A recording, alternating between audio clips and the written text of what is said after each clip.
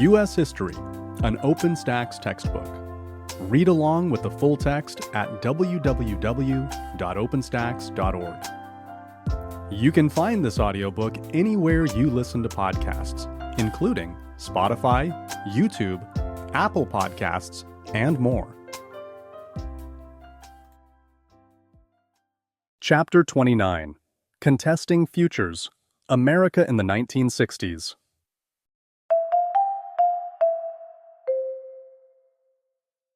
Introduction. The 1960s was a decade of hope, change, and war that witnessed an important shift in American culture.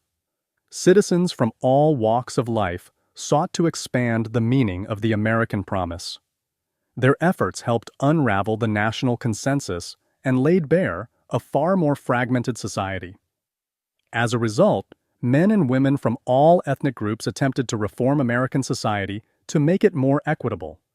The United States also began to take unprecedented steps to exert what it believed to be a positive influence on the world.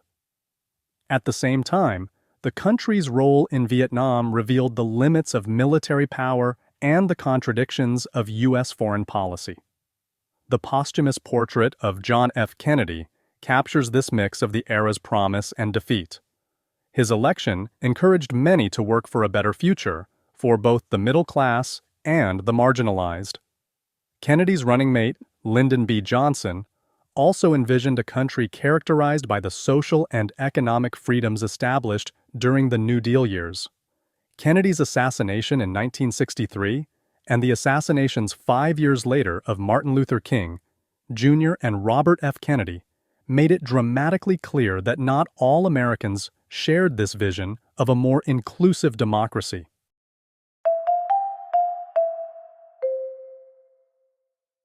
(29.1) The Kennedy Promise.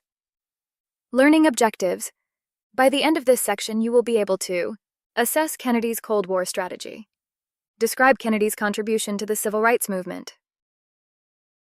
In the 1950s, President Dwight D. Eisenhower presided over a United States that prized conformity over change.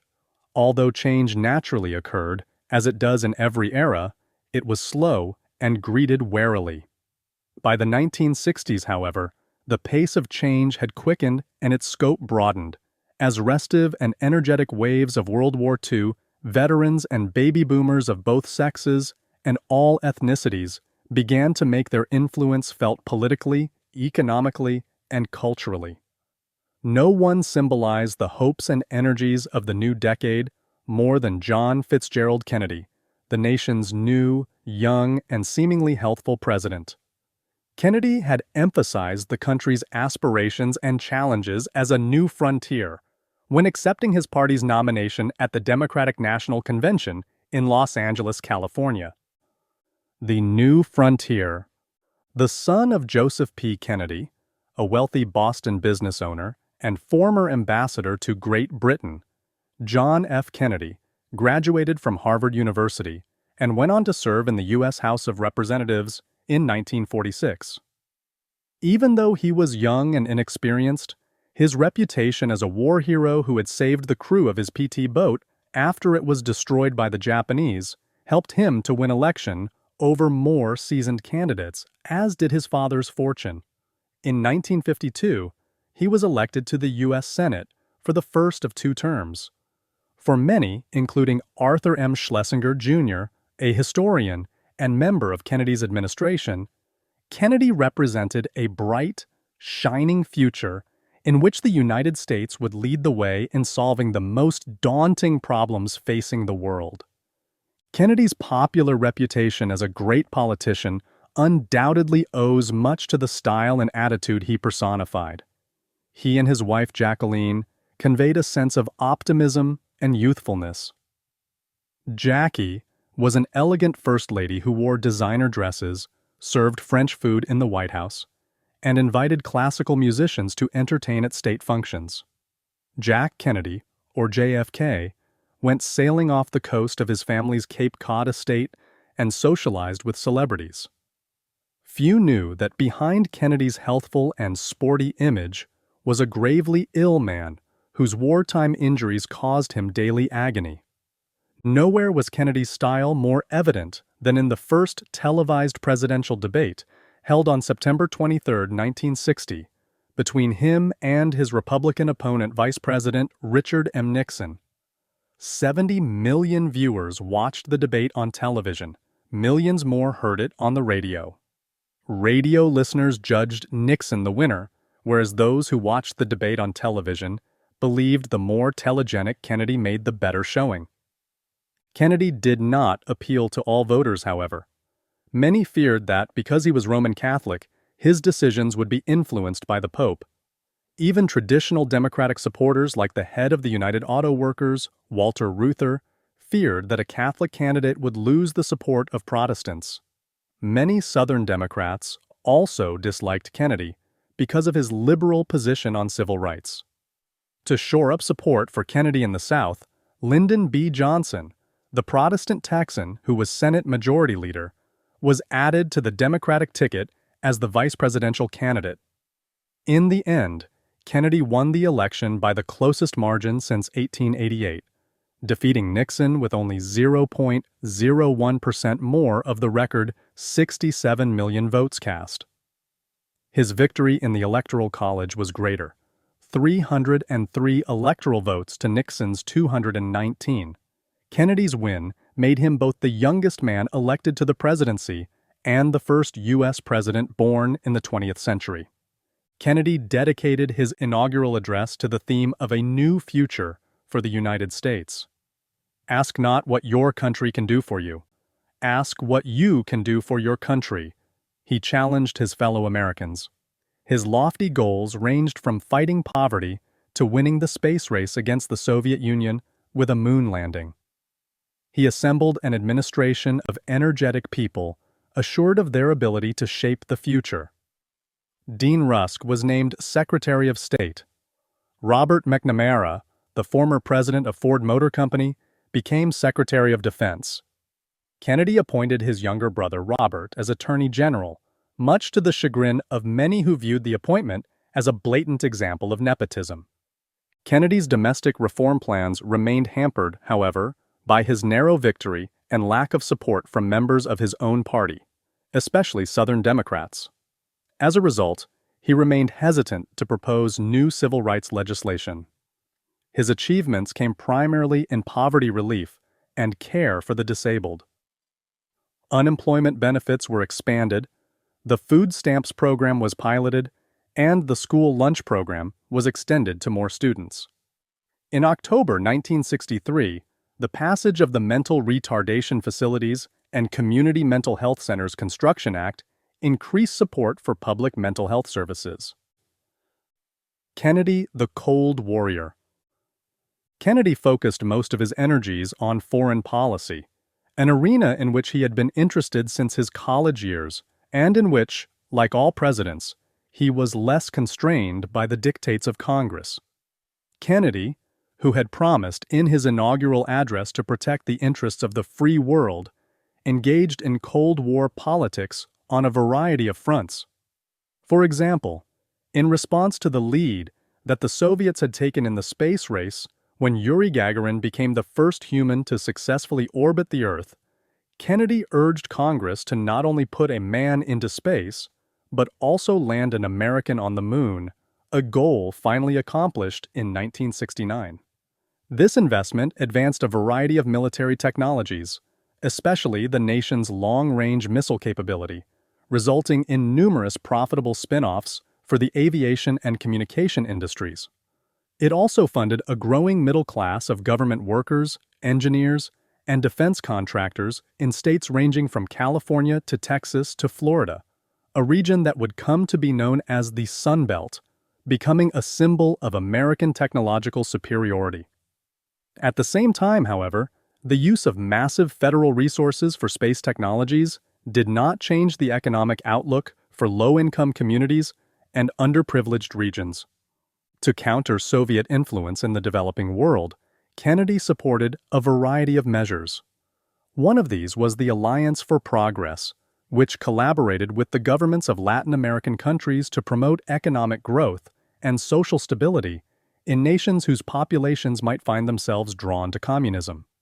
Kennedy also established the Agency for International Development to oversee the distribution of foreign aid, and he founded the Peace Corps, which recruited idealistic young people to undertake humanitarian projects in Asia, Africa, and Latin America. He hoped that by augmenting the food supply and improving healthcare and education, the U.S. government could encourage developing nations to align themselves with the United States and reject Soviet or Chinese overtures. The first group of Peace Corps volunteers departed for the four corners of the globe in 1961, serving as an instrument of soft power in the Cold War. Kennedy's various aid projects, like the Peace Corps, fit closely with his administration's flexible response, which Robert McNamara advocated as a better alternative to the all-or-nothing defensive strategy of mutually assured destruction favored during Eisenhower's presidency. The plan was to develop different strategies, tactics, and even military capabilities to respond more appropriately to small or medium-sized insurgencies and political or diplomatic crises. One component of flexible response was the Green Berets, a U.S. Army Special Forces unit trained in counterinsurgency, the military suppression of rebel and nationalist groups in foreign nations. Much of the Kennedy administration's new approach to defense, however, remained focused on the ability and willingness of the United States to wage both conventional and nuclear warfare, and Kennedy continued to call for increases in the American nuclear arsenal. Cuba. Kennedy's multifaceted approach to national defense is exemplified by his careful handling of the communist government of Fidel Castro in Cuba. In January 1959, following the overthrow of the corrupt and dictatorial regime of Fulgencio Batista, Castro assumed leadership of the new Cuban government. The progressive reforms he began indicated that he favored communism, and his pro-Soviet foreign policy frightened the Eisenhower administration, which asked the Central Intelligence Agency, CIA, to find a way to remove him from power. Rather than have the U.S. military invade the small island nation, less than 100 miles from Florida, and risk the world's criticism, the CIA instead trained a small force of Cuban exiles for the job. After landing at the Bay of Pigs on the Cuban coast, these insurgents, the CIA believed, would inspire their countrymen to rise up and topple Castro's regime. The United States also promised air support for the invasion. Kennedy agreed to support the previous administration's plans, and on April 17, 1961, approximately 1,400 Cuban exiles stormed ashore at the designated spot. However, Kennedy feared domestic criticism and worried about Soviet retaliation elsewhere in the world, such as Berlin. He canceled the anticipated air support, which enabled the Cuban army to easily defeat the insurgents. The hoped-for uprising of the Cuban people also failed to occur. The surviving members of the exile army were taken into custody. The Bay of Pigs invasion was a major foreign policy disaster for President Kennedy. The event highlighted how difficult it would be for the United States to act against the Castro administration.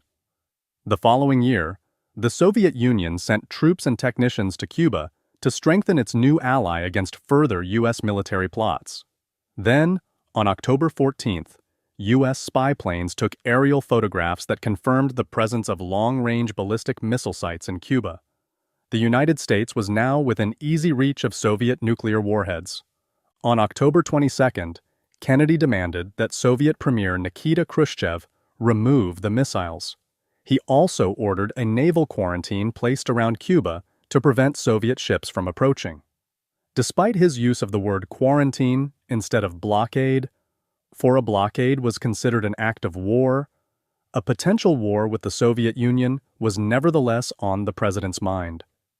As U.S. ships headed for Cuba, the Army was told to prepare for war, and Kennedy appeared on national television to declare his intention to defend the Western Hemisphere from Soviet aggression. The world held its breath awaiting the Soviet reply. Realizing how serious the United States was, Khrushchev sought a peaceful solution to the crisis, overruling those in his government who urged a harder stance. Behind the scenes, Robert Kennedy and Soviet Ambassador Anatoly Dobrynin worked toward a compromise that would allow both superpowers to back down without either side's seeming intimidated by the other. On October 26th, Khrushchev agreed to remove the Russian missiles in exchange for Kennedy's promise not to invade Cuba. On October 27th, Kennedy's agreement was made public, and the crisis ended. Not made public, but nevertheless part of the agreement, was Kennedy's promise to remove U.S. warheads from Turkey, as close to Soviet targets as the Cuban missiles had been to American ones. The showdown between the United States and the Soviet Union over Cuba's missiles had put the world on the brink of a nuclear war. Both sides already had long-range bombers with nuclear weapons airborne or ready for launch, and were only hours away from the first strike. In the long run, this nearly catastrophic example of nuclear brinksmanship ended up making the world safer. A telephone hotline was installed, linking Washington and Moscow to avert future crises, and in 1963, Kennedy and Khrushchev signed the Limited Test Ban Treaty, prohibiting tests of nuclear weapons in Earth's atmosphere. Vietnam. Cuba was not the only arena in which the United States sought to contain the advance of communism. In Indochina, nationalist independence movements, most notably Vietnam's Viet Minh, under the leadership of Ho Chi Minh, had strong communist sympathies. President Harry S. Truman had no love for France's colonial regime in Southeast Asia, but did not want to risk the loyalty of its Western European ally against the Soviet Union. In 1950, the Truman administration sent a small military advisory group to Vietnam and provided financial aid to help France defeat the Viet Minh. In 1954, Vietnamese forces finally defeated the French, and the country was temporarily divided at the 17th parallel. Ho Chi Minh and the Viet Minh controlled the North. In the South, the last Vietnamese emperor and ally to France, Bao Dai, named the French-educated, anti-communist Ngo Dinh Diem as his prime minister. But Diem refused to abide by the Geneva Accords, the treaty ending the conflict that called for countrywide national elections in 1956, with the victor to rule a reunified nation. After a fraudulent election in the South in 1955, he ousted Bao Dai and proclaimed himself President of the Republic of Vietnam. He canceled the 1956 elections in the South and began to round up communists and supporters of Ho Chi Minh. Realizing that Diem would never agree to the reunification of the country under Ho Chi Minh's leadership, the North Vietnamese began efforts to overthrow the government of the South by encouraging insurgents to attack South Vietnamese officials. By 1960, North Vietnam had also created the National Liberation Front, NLF, to resist Diem and carry out an insurgency in the South. The United States, fearing the spread of communism under Ho Chi Minh, supported Diem, assuming he would create a democratic, pro-Western government in South Vietnam. However, Diem's oppressive and corrupt government made him a very unpopular ruler, particularly with farmers, students, and Buddhists, and many in the South actively assisted the NLF in North Vietnam in trying to overthrow his government. When Kennedy took office, Diem's government was faltering. Continuing the policies of the Eisenhower administration, Kennedy supplied Diem with money and military advisors to prop up his government. By November 1963, there were 16,000 U.S. troops in Vietnam, training members of that country's special forces and flying air missions that dumped defoliant chemicals on the countryside to expose North Vietnamese and NLF forces and supply routes. A few weeks before Kennedy's own death, Diem and his brother Enu were assassinated by South Vietnamese military officers after U.S. officials had indicated their support for a new regime. tentative steps toward civil rights. Cold War concerns, which guided U.S. policy in Cuba and Vietnam, also motivated the Kennedy administration's steps toward racial equality. Realizing that legal segregation and widespread discrimination hurt the country's chances of gaining allies in Africa, Asia, and Latin America, the federal government increased efforts to secure the civil rights of African Americans in the 1960s. During his presidential campaign, Kennedy had intimated his support for civil rights, and his efforts to secure the release of civil rights leader Martin Luther King, Jr., who was arrested following a demonstration, won him the African American vote. Lacking widespread backing in Congress, however, and anxious not to offend white Southerners, Kennedy was cautious in assisting African Americans in their fight for full citizenship rights. His strongest focus was on securing the voting rights of African Americans. Kennedy feared the loss of support from Southern white Democrats and the impact a struggle over civil rights could have on his foreign policy agenda, as well as on his re-election in 1964. But he thought voter registration drives far preferable to the boycotts, sit-ins, and integration marches that had generated such intense global media coverage in previous years. Encouraged by Congress's passage of the Civil Rights Act of 1960, which permitted federal courts to appoint referees to guarantee that qualified persons would be registered to vote, Kennedy focused on the passage of a constitutional amendment outlawing poll taxes, a tactic that Southern states used to disenfranchise African American voters. Originally proposed by President Truman's Committee on Civil Rights, the idea had been largely forgotten during Eisenhower's time in office. Kennedy, however, revived it and convinced Spessard Holland, a conservative Florida senator, to introduce the proposed amendment in Congress.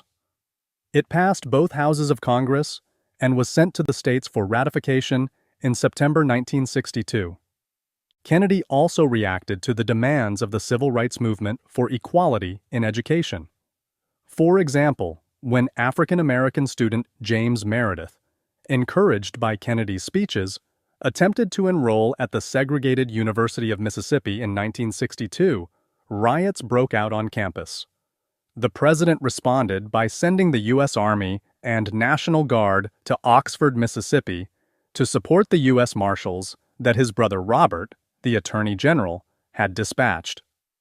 Following similar violence at the University of Alabama when two African American students, Vivian Malone and James Hood, attempted to enroll in 1963, Kennedy responded with a bill that would give the federal government greater power to enforce school desegregation, prohibit segregation in public accommodations, and outlaw discrimination in employment.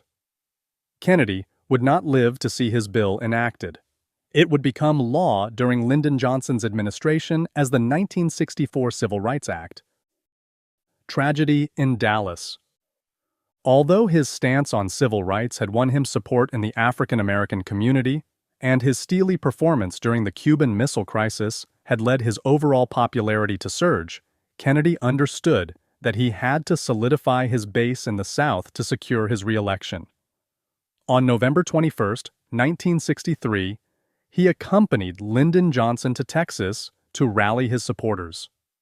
The next day, shots rang out as Kennedy's motorcade made its way through the streets of Dallas. Seriously injured, Kennedy was rushed to Parkland Hospital and pronounced dead. The gunfire that killed Kennedy appeared to come from the upper stories of the Texas School Book Depository building.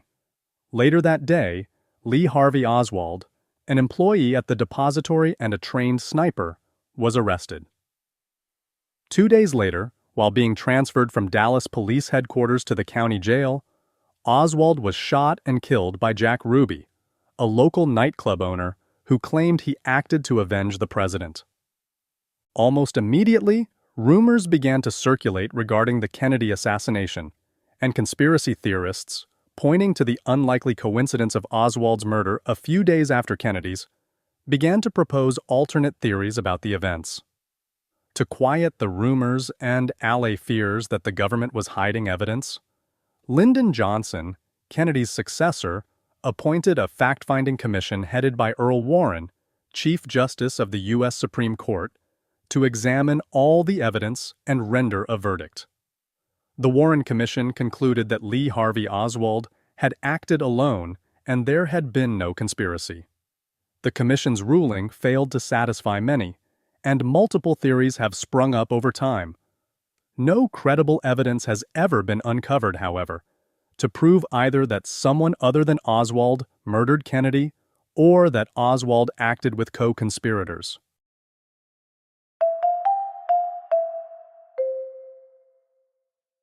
(29.2) Lyndon Johnson and the Great Society.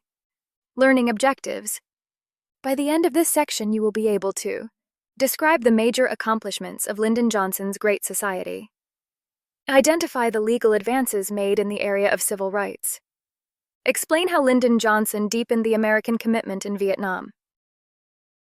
On November 27, 1963, a few days after taking the oath of office, President Johnson addressed a joint session of Congress and vowed to accomplish the goals that John F. Kennedy had set, and to expand the role of the federal government in securing economic opportunity and civil rights for all. Johnson brought to his presidency a vision of a great society in which everyone could share in the opportunities for a better life that the United States offered, and in which the words liberty and justice for all would have real meaning. The Great Society. In May 1964, in a speech at the University of Michigan, Lyndon Johnson described in detail his vision of the Great Society he planned to create. When the 89th Congress convened the following January, he and his supporters began their effort to turn the promise into reality. By combating racial discrimination and attempting to eliminate poverty, the reforms of the Johnson administration changed the nation. One of the chief pieces of legislation that Congress passed in 1965 was the Elementary and Secondary Education Act. Johnson, a former teacher, realized that a lack of education was the primary cause of poverty and other social problems. Educational reform was thus an important pillar of the society he hoped to build. This act provided increased federal funding to both elementary and secondary schools, allocating more than $1 billion for the purchase of books and library materials, and the creation of educational programs for disadvantaged children. The Higher Education Act, signed into law the same year, provided scholarships and low-interest loans for the poor, increased federal funding for colleges and universities, and created a corps of teachers to serve schools in impoverished areas. Education was not the only area toward which Johnson directed his attention. Consumer protection laws were also passed that improved the safety of meat and poultry, placed warning labels on cigarette packages, required truth in lending by creditors, and set safety standards for motor vehicles. Funds were provided to improve public transportation and to fund high-speed mass transit. To protect the environment, the Johnson administration created laws protecting air and water quality, regulating the disposal of solid waste, preserving wilderness areas, and protecting endangered species. All of these laws fit within Johnson's plan to make the United States a better place to live. Perhaps influenced by Kennedy's commitment to the arts, Johnson also signed legislation creating the National Endowment for the Arts and the National Endowment for the Humanities, which provided funding for artists and scholars. The Public Broadcasting Act of 1967 authorized the creation of the private, not-for-profit Corporation for Public Broadcasting, which helped launch the Public Broadcasting Service, PBS, and National Public Radio, NPR, in 1970. In 1965, the Johnson administration also encouraged Congress to pass the Immigration and Nationality Act, which essentially overturned legislation from the 1920s that had favored immigrants from Western and Northern Europe over those from Eastern and Southern Europe. The law lifted severe restrictions on immigration from Asia and gave preference to immigrants with family ties in the United States and immigrants with desirable skills. Although the measure seemed less significant than many of the other legislative victories of the Johnson administration at the time, it opened the door for a new era in immigration and made possible the formation of Asian and Latin American immigrant communities in the following decades. While these laws touched on important aspects of the Great Society, the centerpiece of Johnson's plan was the eradication of poverty in the United States. The war on poverty, as he termed it, was fought on many fronts. The 1965 Housing and Urban Development Act offered grants to improve city housing and subsidized rents for the poor. The Model Cities program likewise provided money for urban development projects and the building of public housing. The Economic Opportunity Act, EOA, of 1964 established and funded a variety of programs to assist the poor in finding jobs. The Office of Economic Opportunity, OEO, first administered by President Kennedy's brother-in-law Sargent Shriver, coordinated programs such as the Jobs Corps and the Neighborhood Youth Corps, which provided job training programs and work experience for the disadvantaged. Volunteers in Service to America recruited people to offer educational programs and other community services in poor areas, just as the Peace Corps did abroad. The Community Action Program, also under the OEO, funded local community action agencies, organizations created and managed by residents of disadvantaged communities to improve their own lives and those of their neighbors. The Head Start program, intended to prepare low-income children for elementary school, was also under the OEO until it was transferred to Department of Health, Education, and Welfare in 1969. The EOA fought rural poverty by providing low-interest loans to those wishing to improve their farms or start businesses. EOA funds were also used to provide housing and education for migrant farm workers. Other legislation created jobs in Appalachia, one of the poorest regions in the United States, and brought programs to Indian reservations. One of EOA's successes was the Rough Rock Demonstration School on the Navajo Reservation that, while respecting Navajo traditions and culture, also trained people for careers and jobs outside the reservation. The Johnson administration, realizing the nation's elderly were among its poorest and most disadvantaged citizens, passed the Social Security Act of 1965. The most profound change made by this act was the creation of Medicare, a program to pay the medical expenses of those over 65. Although opposed by the American Medical Association, which feared the creation of a national healthcare system, the new program was supported by most citizens because it would benefit all social classes, not just the poor. The act and subsequent amendments to it also provided coverage for self-employed people in certain occupations and expanded the number of disabled who qualified for benefits. The following year, the Medicaid program allotted federal funds to pay for medical care for the poor. Johnson's commitment to civil rights. The eradication of poverty was matched in importance by the Great Society's advancement of civil rights. Indeed, the condition of the poor could not be alleviated if racial discrimination limited their access to jobs, education, and housing. Realizing this, Johnson drove the long-awaited Civil Rights Act, proposed by Kennedy in June 1963, in the wake of riots at the University of Alabama, through Congress. Under Kennedy's leadership, the bill had passed the House of Representatives but was stalled in the Senate by a filibuster. Johnson, a master politician, marshaled his considerable personal influence and memories of his fallen predecessor to break the filibuster. The Civil Rights Act of 1964, the most far-reaching civil rights act yet passed by Congress, banned discrimination in public accommodations, sought to aid schools in efforts to desegregate, and prohibited federal funding of programs that permitted racial segregation. Further, it barred discrimination in employment on the basis of race, color, national origin, religion, or gender, and established an Equal Employment Opportunity Commission. Protecting African Americans' right to vote was as important as ending racial inequality in the United States. In January 1964, the 24th Amendment, prohibiting the imposition of poll taxes on voters, was finally ratified. Poverty would no longer serve as an obstacle to voting. Other impediments remained, however. Attempts to register Southern African American voters encountered white resistance, and protests against this interference often met with violence. On March 7, 1965, a planned protest march from Selma, Alabama, to the state capitol in Montgomery turned into Bloody Sunday, when marchers crossing the Edmund Pettus Bridge encountered a cordon of state police, wielding batons and tear gas. Images of white brutality appeared on television screens throughout the nation and in newspapers around the world.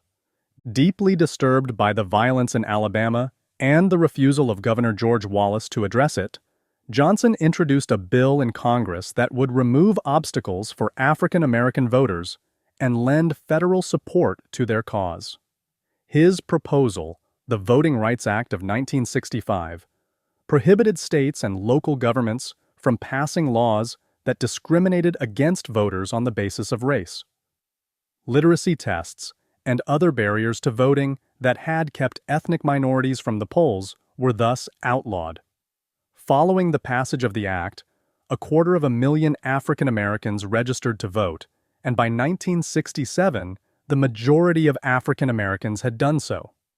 Johnson's final piece of civil rights legislation was the Civil Rights Act of 1968, which prohibited discrimination in housing on the basis of race, color, national origin, or religion. Increased commitment in Vietnam. Building the Great Society had been Lyndon Johnson's biggest priority, and he effectively used his decades of experience in building legislative majorities in a style that ranged from diplomacy to quid pro quo deals to bullying. In the summer of 1964, he deployed these political skills to secure congressional approval for a new strategy in Vietnam, with fateful consequences. President Johnson had never been the cold warrior Kennedy was, but believed that the credibility of the nation and his office depended on maintaining a foreign policy of containment. When, on August 2nd, the U.S. destroyer USS Maddox conducted an arguably provocative intelligence-gathering mission in the Gulf of Tonkin, it reported an attack by North Vietnamese torpedo boats. 2 days later, the Maddox was supposedly struck again, and a second ship, the USS Turner Joy, reported that it also had been fired upon. The North Vietnamese denied the second attack, and Johnson himself doubted the reliability of the crew's report. The National Security Agency has since revealed that the August 4th attacks did not occur. Relying on information available at the time, however, Secretary of Defense Robert McNamara reported to Congress that U.S. ships had been fired upon in international waters while conducting routine operations. On August 7th, with only 2 dissenting votes, Congress passed the Gulf of Tonkin Resolution, and on August 10th, the President signed the resolution into law. The resolution gave President Johnson the authority to use military force in Vietnam without asking Congress for a declaration of war. It dramatically increased the power of the U.S. President and transformed the American role in Vietnam from advisor to combatant. In 1965, large-scale U.S. bombing of North Vietnam began. The intent of the campaign, which lasted 3 years under various names, was to force the North to end its support for the insurgency in the South. More than 200,000 U.S. military personnel, including combat troops, were sent to South Vietnam. At first, most of the American public supported the president's actions in Vietnam. Support began to ebb, however, as more troops were deployed. Frustrated by losses suffered by the South's Army of the Republic of Vietnam, ARVN, General William Westmoreland called for the United States to take more responsibility for fighting the war. By April 1966, more Americans were being killed in battle than ARVN troops. Johnson, however, maintained that the war could be won if the United States stayed the course. And in November 1967, Westmoreland proclaimed the end was in sight. Westmoreland's predictions were called into question, however, when in January 1968, the North Vietnamese launched their most aggressive assault on the South, deploying close to 85,000 troops. During the Tet Offensive, as these attacks were known, nearly 100 cities in the South were attacked, including the capital of Saigon. In heavy fighting, U.S. and South Vietnamese forces recaptured all the points taken by the enemy. Although North Vietnamese forces suffered far more casualties than the roughly 4,100 U.S. soldiers killed, public opinion in the United States, fueled by graphic images provided in unprecedented media coverage, turned against the war. Disastrous surprise attacks like the Tet Offensive persuaded many that the war would not be over soon and raised doubts about whether Johnson's administration was telling the truth about the real state of affairs. In May 1968, with over 400,000 U.S. soldiers in Vietnam, Johnson began peace talks with the North. It was too late to save Johnson himself, however.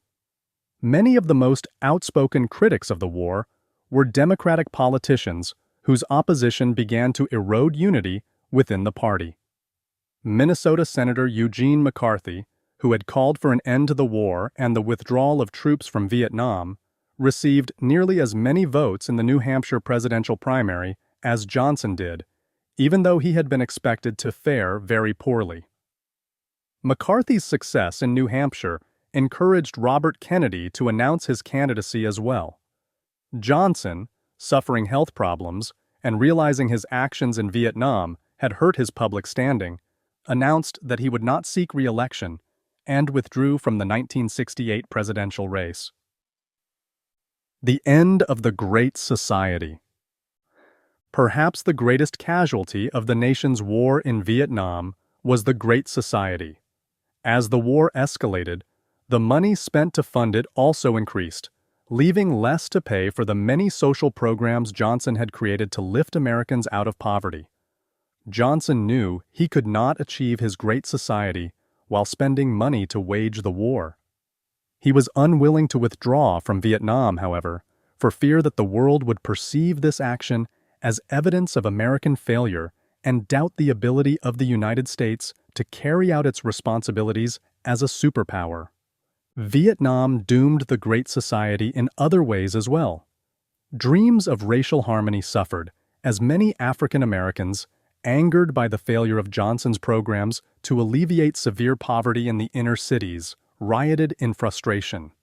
Their anger was heightened by the fact that a disproportionate number of African Americans were fighting and dying in Vietnam. Nearly 2/3 of eligible African Americans were drafted, whereas draft deferments for college, exemptions for skilled workers in the military-industrial complex, and officer training programs allowed white middle-class youth to either avoid the draft or volunteer for a military branch of their choice. As a result, less than 1/3 of white men were drafted. Although the Great Society failed to eliminate suffering or increase civil rights, to the extent that Johnson wished, it made a significant difference in people's lives. By the end of Johnson's administration, the percentage of people living below the poverty line had been cut nearly in half. While more people of color than white people continued to live in poverty, the percentage of poor African Americans had decreased dramatically. The creation of Medicare and Medicaid, as well as the expansion of Social Security benefits and welfare payments, improved the lives of many, while increased federal funding for education enabled more people to attend college than ever before. Conservative critics argued that by expanding the responsibilities of the federal government to care for the poor, Johnson had hurt both taxpayers and the poor themselves. Aid to the poor, many maintained, would not only fail to solve the problem of poverty, but would also encourage people to become dependent on government handouts and lose their desire and ability to care for themselves. An argument that many found intuitively compelling, but which lacked conclusive evidence. These same critics also accused Johnson of saddling the United States with a large debt as a result of the deficit spending, funded by borrowing, in which he had engaged.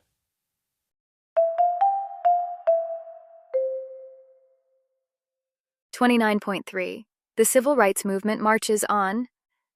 Learning objectives. By the end of this section, you will be able to explain the strategies of the African American Civil Rights Movement in the 1960s, discuss the rise and philosophy of Black Power, identify achievements of the Mexican American Civil Rights Movement in the 1960s. During the 1960s, the federal government, encouraged by both genuine concern for the dispossessed and the realities of the Cold War, had increased its efforts to protect civil rights and ensure equal economic and educational opportunities for all. However, most of the credit for progress toward racial equality in the United States lies with grassroots activists. Indeed, it was campaigns and demonstrations by ordinary people that spurred the federal government to action. Although the African American Civil Rights Movement was the most prominent of the crusades for racial justice, other ethnic minorities also worked to seize their piece of the American dream during the promising years of the 1960s. Many were influenced by the African American cause and often used similar tactics. Change from the bottom up. For many people inspired by the victories of Brown v. Board of Education and the Montgomery bus boycott, the glacial pace of progress in the segregated South was frustrating, if not intolerable. In some places, such as Greensboro, North Carolina, local NAACP chapters had been influenced by white people who provided financing for the organization. This aid, together with the belief that more forceful efforts at reform would only increase white resistance, had persuaded some African American organizations to pursue a politics of moderation instead of attempting to radically alter the status quo. Martin Luther King Jr.'s inspirational appeal for peaceful change in the city of Greensboro in 1958, however, planted the seed for a more assertive civil rights movement. On February 1, 1960, 4 sophomores at the North Carolina Agricultural and Technical College in Greensboro, Izell Blair Jr., Joseph McNeil, David Richmond, and Franklin McCain, entered the local Woolworths and sat at the lunch counter. The lunch counter was segregated, and they were refused service as they knew they would be. They had specifically chosen Woolworths because it was a national chain and was thus believed to be especially vulnerable to negative publicity. Over the next few days, more protesters joined the 4 sophomores. Hostile white people responded with threats and taunted the students by pouring sugar and ketchup on their heads. The successful 6-month-long Greensboro sit-in initiated the student phase of the African American Civil Rights Movement, and, within 2 months, the sit-in movement had spread to 54 cities in 9 states. In the words of grassroots civil rights activist Ella Baker, the students at Woolworths wanted more than a hamburger. The movement they helped launch was about empowerment. Baker had grown up listening to her grandmother's stories about life as an enslaved person and had dedicated her life to racial justice. One of her main roles in both the NAACP and King's Southern Christian Leadership Conference, of which she was the first staff member, had been developing local branches and combining the efforts of diverse groups across states and ideologies. Her talent for organization and education laid the groundwork for city and state initiatives across the country, which proved critical in later efforts such as voting drives. Baker pushed for a participatory democracy that built on the grassroots campaigns of active citizens instead of deferring to the leadership of educated elites and experts. As a result of her actions, in April 1960, the Student Nonviolent Coordinating Committee, SNCC, formed to carry the battle forward. Within a year, more than 100 cities had desegregated at least some public accommodations in response to student-led demonstrations. The sit-ins inspired other forms of nonviolent protest intended to desegregate public spaces. Sleep-ins occupied motel lobbies, read-ins filled public libraries, and churches became the sites of pray-ins. Students also took part in the 1961 Freedom Rides, sponsored by the Congress of Racial Equality, CORE, and SNCC. The intent of the African American and white volunteers who undertook these bus rides south was to test enforcement of a U.S. Supreme Court decision prohibiting segregation on interstate transportation and to protest segregated waiting rooms in southern terminals. Departing Washington, D.C. on May 4th, the volunteers headed south on buses that challenged the seating order of Jim Crow segregation.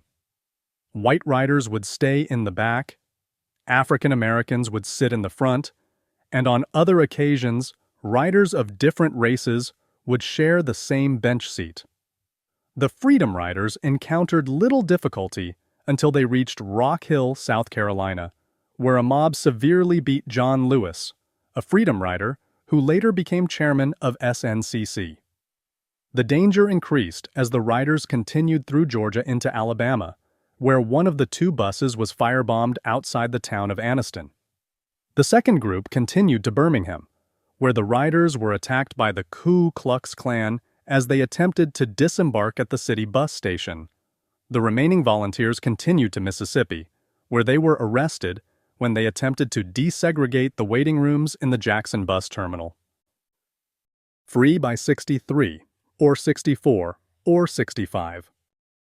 The grassroots efforts of people like the Freedom Riders to change discriminatory laws and long-standing racist traditions grew more widely known in the mid-1960s. The approaching centennial of Abraham Lincoln's Emancipation Proclamation spawned the slogan, "Free by 63," among civil rights activists. As African Americans increased their calls for full rights for all Americans, many civil rights groups changed their tactics to reflect this new urgency. In Cambridge, Maryland, hospital and school segregation led to severe health issues and limited educational advancement. The area's only two factories had declared that they would not hire black people, and housing limitations led to horrible living situations. To bring about change, local activists Gloria Richardson and Inez Grubb launched the only affiliate of the SNCC that was not led by students, the Cambridge Nonviolent Action Committee, CNAC. They began protests against local businesses that refused to hire black workers, and conducted sit-ins at restaurants and other venues that would not serve black people. Mobs of white people disrupted these protests, often with violence, and the conditions escalated to the point where both groups regularly carried firearms. As riots ensued and martial law was declared, the U.S. Attorney General, Robert Kennedy, negotiated what became known as the Treaty of Cambridge, which would have guaranteed complete desegregation of schools, as well as provisions for public housing. After Kennedy's intervention, the local government began to pull back from the arrangement. While some of her colleagues considered a softer stance, Richardson warned against complacency. A first-class citizen does not beg for freedom. A first-class citizen does not plead to the white power structure to give him something that the whites have no power to give or take away. Human rights are human rights, not white rights. Perhaps the most famous of the Civil Rights era demonstrations was the March on Washington for Jobs and Freedom, held in August 1963 on the 100th anniversary of Abraham Lincoln's Emancipation Proclamation. Its purpose was to pressure President Kennedy to act on his promises regarding civil rights. The date was the 8th anniversary of the brutal, racist murder of 14-year-old Emmett Till in Money, Mississippi. As the crowd gathered outside the Lincoln Memorial and spilled across the National Mall, Martin Luther King Jr. delivered his most famous speech. In I Have a Dream, King called for an end to racial injustice in the United States and envisioned a harmonious, integrated society. The speech marked the high point of the civil rights movement and established the legitimacy of its goals. However, it did not prevent white terrorism in the South, nor did it permanently sustain the tactics of nonviolent civil disobedience. Other gatherings of civil rights activists ended tragically, and some demonstrations were intended to provoke a hostile response from white people, and thus reveal the inhumanity of the Jim Crow laws and their supporters. In 1963, the Southern Christian Leadership Conference, SSCLC, led by Martin Luther King Jr., mounted protests in some 186 cities throughout the South. The campaign in Birmingham that began in April and extended into the fall of 1963 attracted the most notice, however, when a peaceful protest was met with violence by police who attacked demonstrators, including children, with fire hoses and dogs. The world looked on in horror as innocent people were assaulted and thousands arrested. King himself was jailed on Easter Sunday, 1963, and, in response to the pleas of white clergymen for peace and patience, he penned one of the most significant documents of the struggle: Letter from a Birmingham Jail. In the letter, King argued that African Americans had waited patiently for more than 300 years to be given the rights that all human beings deserved. The time for waiting was over. Some of the greatest violence during this era was aimed at those who attempted to register African Americans to vote. In 1964, SNCC, working with other civil rights groups, initiated its Mississippi Summer Project, also known as Freedom Summer. The purpose was to register African American voters in one of the most racist states in the nation. Volunteers also built freedom schools and community centers. SNCC invited hundreds of white middle-class students, mostly from the North, to help in the task. Many volunteers were harassed, beaten, and arrested, and African American homes and churches were burned. 3 civil rights workers, James Chaney, Michael Schwerner, and Andrew Goodman, were killed by the Ku Klux Klan with the help of police.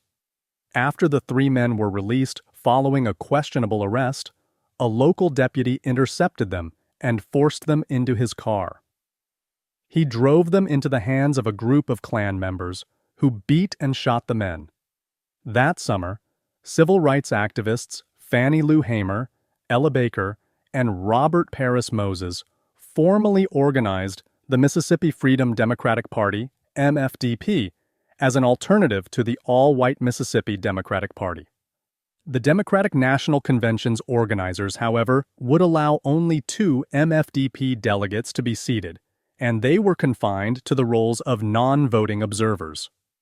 The vision of white people and African Americans working together peacefully to end racial injustice suffered a severe blow with the death of Martin Luther King Jr. in Memphis, Tennessee, in April 1968. King had gone there to support sanitation workers trying to unionize. In the city, he found a divided civil rights movement. Older activists who supported his policy of nonviolence were being challenged by younger African Americans who advocated a more militant approach. On April 4th, King was shot and killed while standing on the balcony of his motel. Within hours, the nation's cities exploded with violence as angry African Americans, shocked by his murder, burned and looted inner-city neighborhoods across the country. While white people recoiled from news about the riots in fear and dismay, they also criticized African Americans for destroying their own neighborhoods. They did not realize that most of the violence was directed against businesses that were not owned by black people and that treated African American customers with suspicion and hostility. Defining American, letter from a Birmingham jail. By 1963, Martin Luther King Jr. had become one of the most prominent leaders of the civil rights movement, and he continued to espouse nonviolent civil disobedience as a way of registering African American resistance against unfair, discriminatory, and racist laws and behaviors. While the campaign in Birmingham began with an African American boycott of white businesses to end discrimination in employment practices and public segregation, it became a fight over free speech when King was arrested for violating a local injunction against demonstrations. King wrote his Letter from a Birmingham Jail in response to an op-ed by 8 white Alabama clergymen, who complained about the SCLC's fiery tactics and argued that social change needed to be pursued gradually. The letter criticizes those who did not support the cause of civil rights. In spite of my shattered dreams of the past, I came to Birmingham with the hope that the white religious leadership in the community would see the justice of our cause and with deep moral concern serve as the channel through which our just grievances could get to the power structure. I had hoped that each of you would understand, but again I have been disappointed.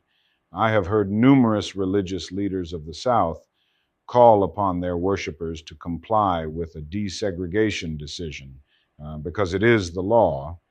But I have longed to hear white ministers say, follow this decree because integration is morally right and the Negro is your brother. In the midst of blatant injustices inflicted upon the Negro, I have watched white churches stand on the sideline and merely mouth pious irrelevancies and sanctimonious trivialities.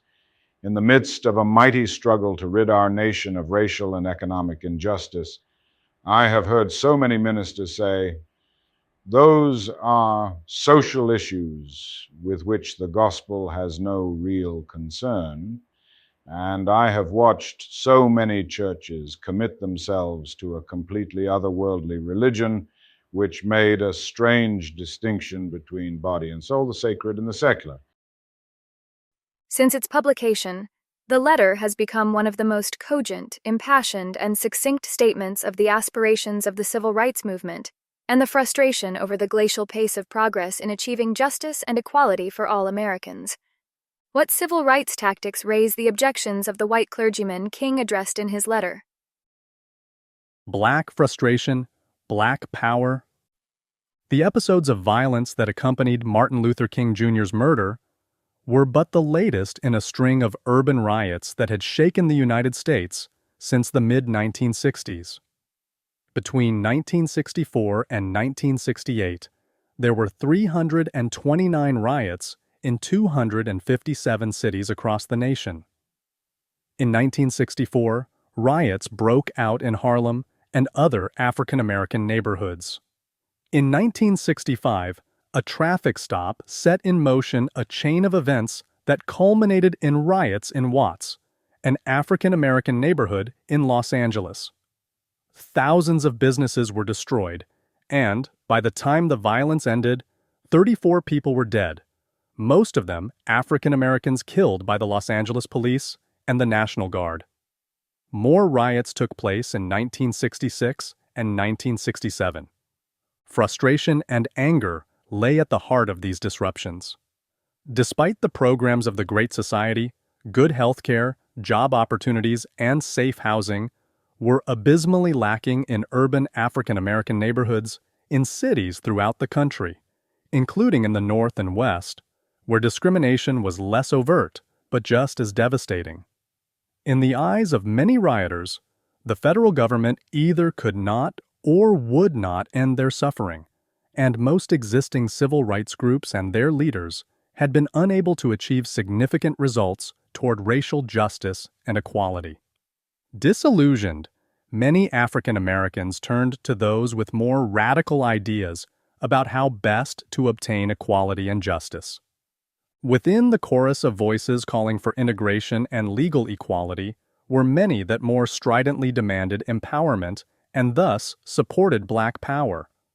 Black power meant a variety of things. One of the most famous users of the term was Stokely Carmichael, the chairman of SNCC, who later changed his name to Kwame Ture. For Carmichael, Black power was the power of African Americans to unite as a political force and create their own institutions apart from white-dominated ones, an idea also espoused in the 1920s by political leader and orator Marcus Garvey.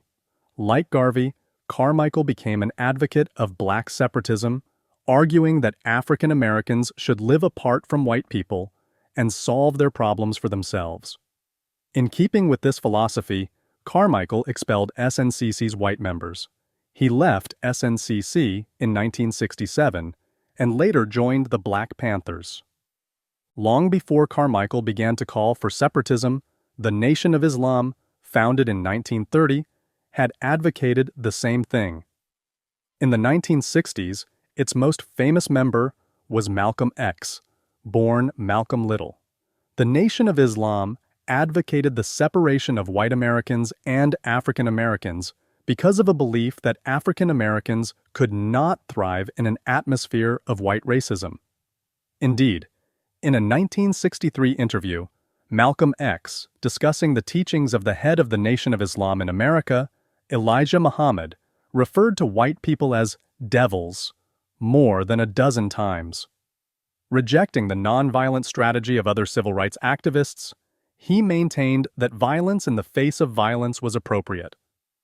In 1964, after a trip to Africa, Malcolm X left the Nation of Islam to found the Organization of Afro-American Unity with the goal of achieving freedom, justice, and equality by any means necessary. His views regarding black-white relations changed somewhat thereafter, but he remained fiercely committed to the cause of African American empowerment. On February 21, 1965, he was killed by members of the Nation of Islam. Stokely Carmichael later recalled that Malcolm X had provided an intellectual basis for black nationalism and given legitimacy to the use of violence in achieving the goals of black power.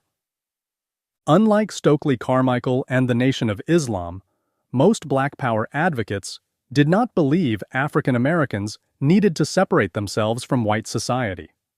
The Black Panther Party, founded in 1966 in Oakland, California, by Bobby Seale and Huey Newton, believed African Americans were as much the victims of capitalism as of white racism.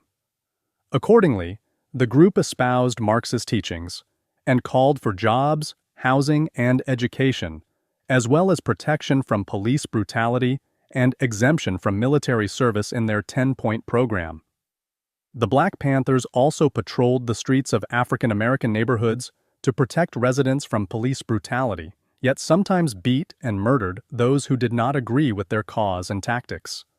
Their militant attitude and advocacy of armed self-defense attracted many young men, but also led to many encounters with the police, which sometimes included arrests and even shootouts, such as those that took place in Los Angeles, Chicago, and Carbondale, Illinois. The self-empowerment philosophy of Black Power influenced mainstream civil rights groups, such as the National Economic Growth Reconstruction Organization, NEGRO, which sold bonds and operated a clothing factory and construction company in New York, and the Opportunities Industrialization Center in Philadelphia, which provided job training and placement. By 1969, it had branches in 70 cities. Black Power was also part of a much larger process of cultural change. The 1960s composed a decade not only of Black Power, but also of Black Pride. African American abolitionist John S. Rock had coined the phrase "Black is beautiful" in 1858, but in the 1960s, it became an important part of efforts within the African American community to raise self-esteem and encourage pride in African ancestry. Black Pride urged African Americans to reclaim their African heritage and, to promote group solidarity, to substitute African and African-inspired cultural practices such as handshakes, hairstyles, and dress for white practices.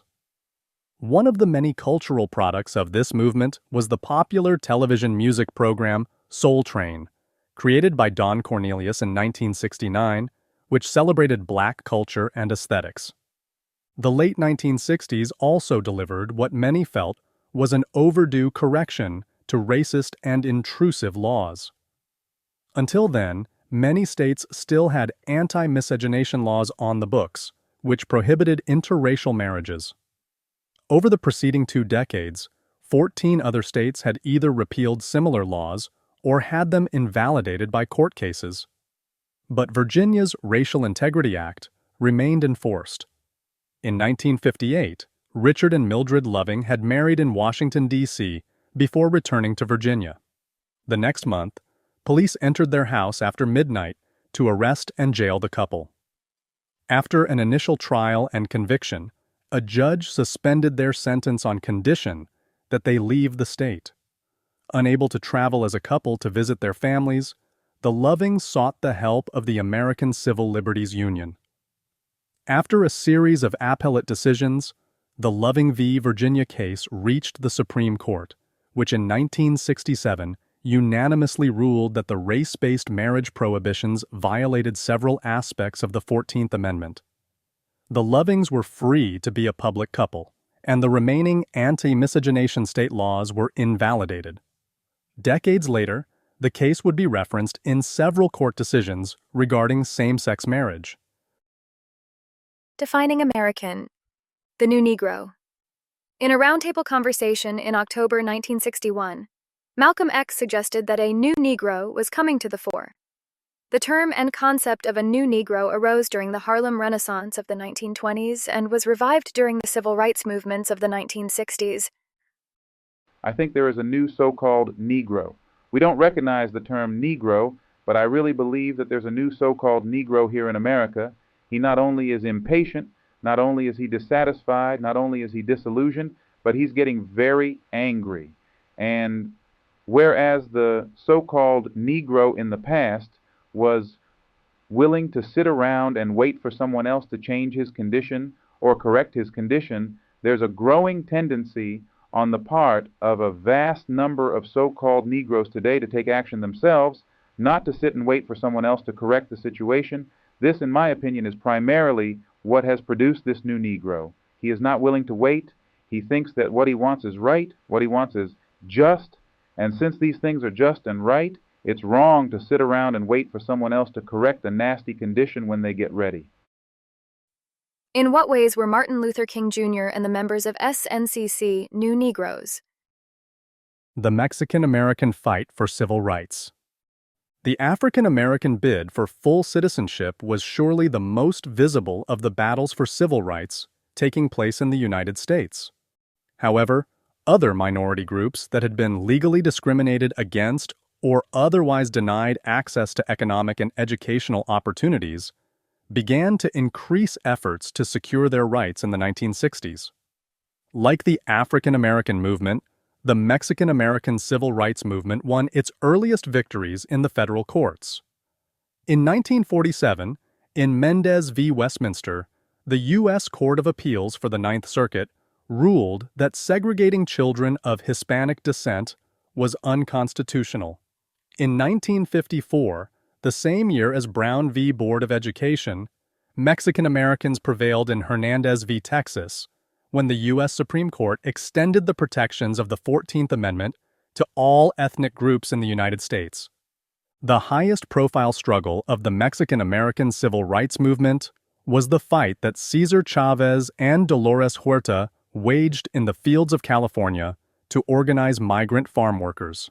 In 1962, Chavez and Huerta founded the National Farm Workers Association, NFWA. In 1965, when Filipino grape pickers led by Filipino-American Larry Itliong went on strike to call attention to their plight, Chavez lent his support. Workers organized by the NFWA also went on strike, and the two organizations merged to form the United Farm Workers. When Chavez asked American consumers to boycott grapes, politically conscious people around the country heeded his call, and many unionized longshoremen refused to unload grape shipments. In 1966, Chavez led striking workers to the state capitol in Sacramento, further publicizing the cause. Martin Luther King Jr. telegraphed words of encouragement to Chavez, whom he called a brother. The strike ended in 1970 when California farmers recognized the right of farm workers to unionize. However, the farm workers did not gain all they sought, and the larger struggle did not end. The equivalent of the Black Power movement among Mexican Americans was the Chicano movement. Proudly adopting a derogatory term for Mexican Americans, Chicano activists demanded increased political power for Mexican Americans, education that recognized their cultural heritage, and the restoration of lands taken from them at the end of the Mexican-American War in 1848. One of the founding members, Rodolfo Corky Gonzalez, launched the Crusade for Justice in Denver in 1965 to provide jobs, legal services, and healthcare for Mexican Americans. From this movement arose La Raza Unida, a political party that attracted many Mexican American college students. Elsewhere, Reyes López Tijerina fought for years to reclaim lost and illegally expropriated ancestral lands in New Mexico. He was one of the co-sponsors of the Poor People's March on Washington in 1967.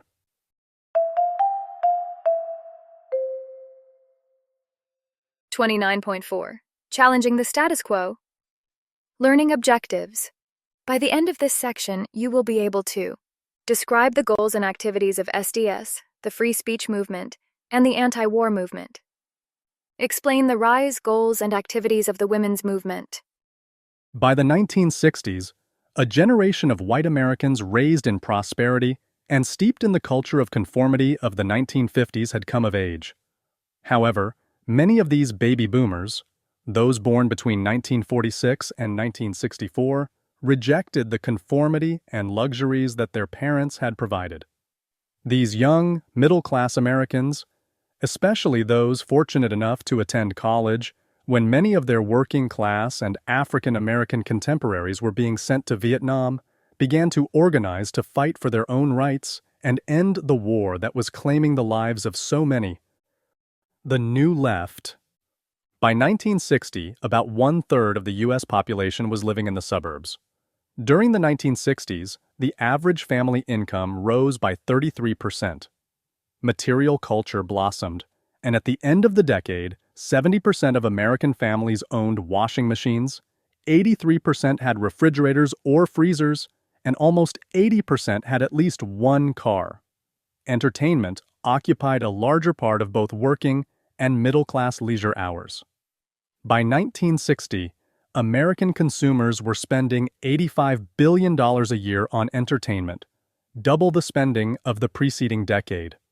By 1969, about 79% of American households had black and white televisions, and 31% could afford color sets. Movies and sports were regular aspects of the weekly routine, and the family vacation became an annual custom for both the middle and working class. Meanwhile, baby boomers, many raised in this environment of affluence, streamed into universities across the nation in unprecedented numbers looking to find themselves.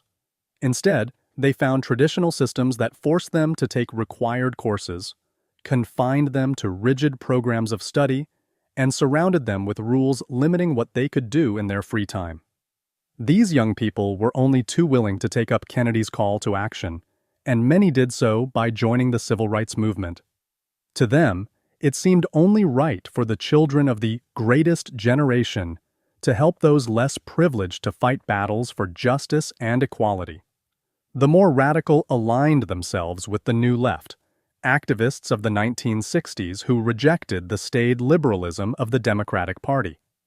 New Left organizations sought reform in areas such as civil rights and women's rights, campaigned for free speech and more liberal policies toward drug use, and condemned the war in Vietnam.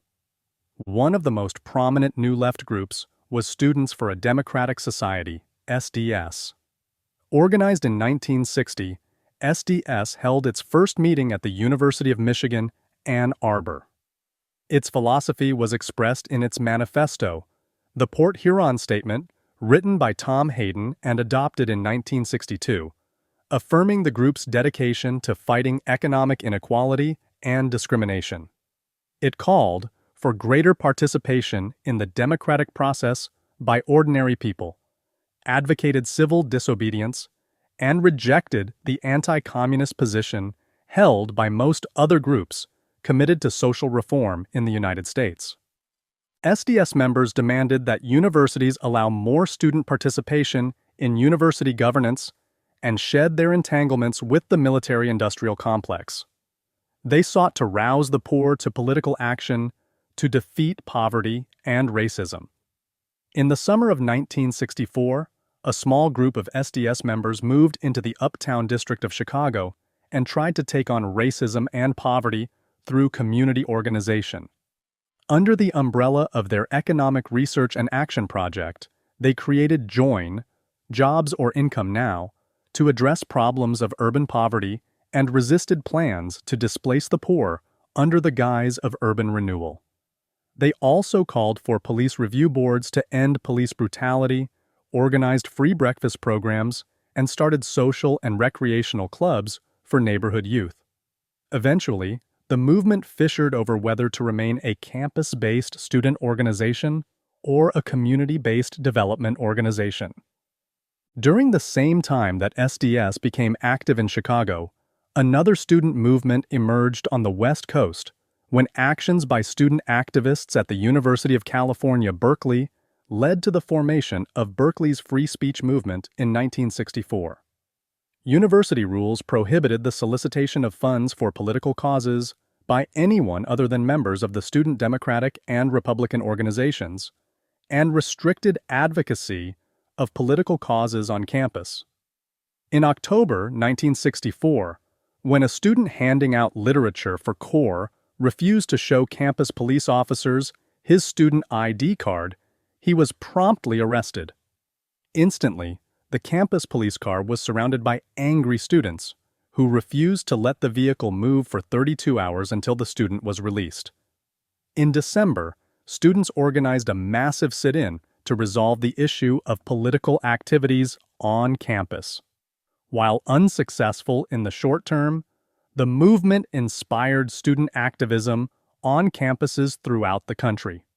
A target of many student groups was the war in Vietnam.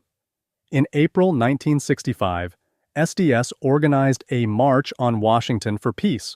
About 20,000 people attended. That same week, the faculty at the University of Michigan suspended classes and conducted a 24-hour teach-in on the war. The idea quickly spread, and on May 15th, the first national teach-in was held at 122 colleges and universities across the nation. Originally designed to be a debate on the pros and cons of the war at Berkeley, the teach-ins became massive anti-war rallies. By the end of that year, there had been anti-war rallies in some 60 cities. Americana, blue jeans, the uniform of nonconformist radicalism. Overwhelmingly, young cultural warriors and social activists of the 1960s, trying to escape the shackles of what they perceived to be limits on their freedoms, adopted blue jeans as the uniform of their generation. Originally worn by manual laborers because of their near indestructibility, blue jeans were commonly associated with cowboys, the quintessential icon of American independence. During the 1930s, jeans were adopted by a broader customer base as a result of the popularity of cowboy movies and dude ranch vacations. After World War II, Levi Strauss, their original manufacturer, began to market them east of the Mississippi, and competitors such as Wrangler and Lee fought for a share of the market. In the 1950s, youths testing the limits of middle-class conformity adopted them in imitation of movie stars like James Dean. By the 1960s, jeans became even more closely associated with youthful rebellion against tradition, a symbol available to everyone, rich and poor, black and white, men and women. What other styles and behaviors of the 1960s expressed nonconformity, and how? Women's rights. On the national scene, the civil rights movement was creating a climate of protest and claiming rights and new roles in society for people of color. Women played significant roles in organizations fighting for civil rights like SNCC and SDS. However, they often found that those organizations, enlightened as they might be about racial issues or the war in Vietnam, could still be influenced by patriarchal ideas of male superiority. Two members of SNCC, Casey Hayden and Mary King, presented some of their concerns about their organization's treatment of women in a document entitled On the Position of Women in SNCC. Stokely Carmichael responded that the appropriate position for women in SNCC was prone. Just as the abolitionist movement made 19th century women more aware of their lack of power and encouraged them to form the first women's rights movement, the protest movements of the 1960s inspired many white and middle-class women to create their own organized movement for greater rights. Not all were young women engaged in social protest. Many were older, married women who found the traditional roles of housewife and mother unfulfilling. In 1963, writer and feminist Betty Friedan published The Feminine Mystique, in which she contested the post-World War II belief that it was women's destiny to marry and bear children. Friedan's book was a bestseller and began to raise the consciousness of many women who agreed that homemaking in the suburbs sapped them of their individualism and left them unsatisfied. The Civil Rights Act of 1964, which prohibited discrimination in employment on the basis of race, color, national origin, and religion, also prohibited, in Title VII, discrimination on the basis of sex. Ironically, protection for women had been included at the suggestion of a Virginia congressman in an attempt to prevent the act's passage.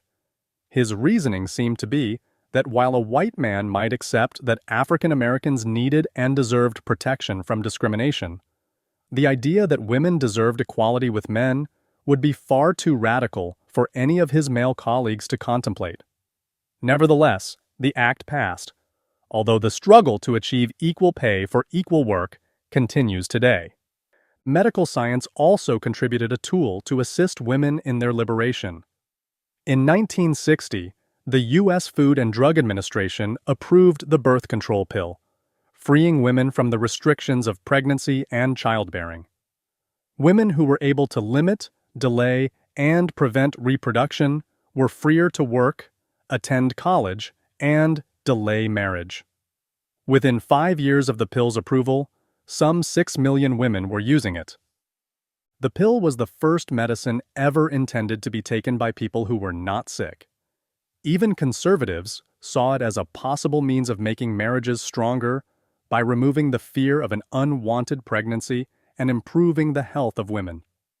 Its opponents, however, argued that it would promote sexual promiscuity, undermine the institutions of marriage and the family, and destroy the moral code of the nation.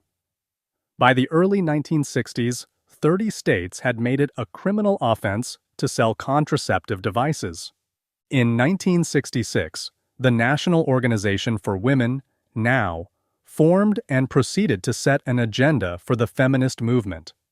Framed by a statement of purpose written by Friedan, the agenda began by proclaiming NOW's goal to make possible women's participation in all aspects of American life and to gain for them all the rights enjoyed by men. Among the specific goals was the passage of the Equal Rights Amendment, yet to be adopted. More radical feminists, like their colleagues in other movements, were dissatisfied with merely redressing economic issues and devised their own brand of consciousness-raising events and symbolic attacks on women's oppression. The most famous of these was an event staged in September 1968 by New York radical women. Protesting stereotypical notions of femininity and rejecting traditional gender expectations, the group demonstrated at the Miss America pageant in Atlantic City, New Jersey, to bring attention to the contests and society's exploitation of women.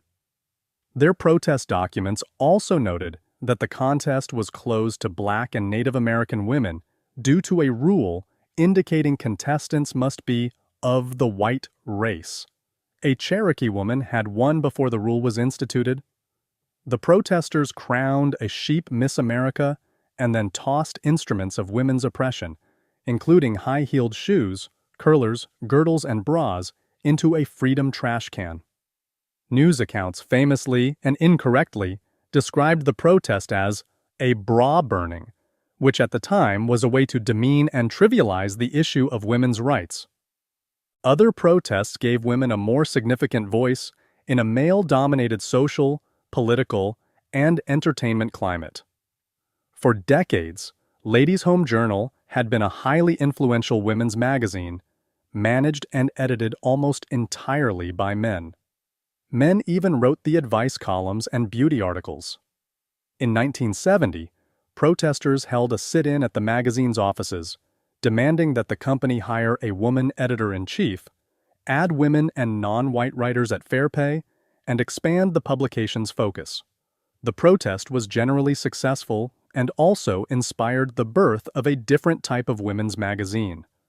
Gloria Steinem had pushed through gender barriers to take on serious journalism subjects and had emerged as a prominent advocate for women's rights.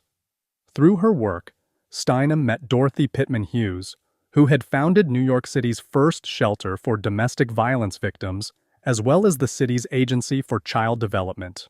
Together, they founded Ms. Magazine, which avoided articles on homemaking and fashion in favor of pieces on women's rights and empowerment.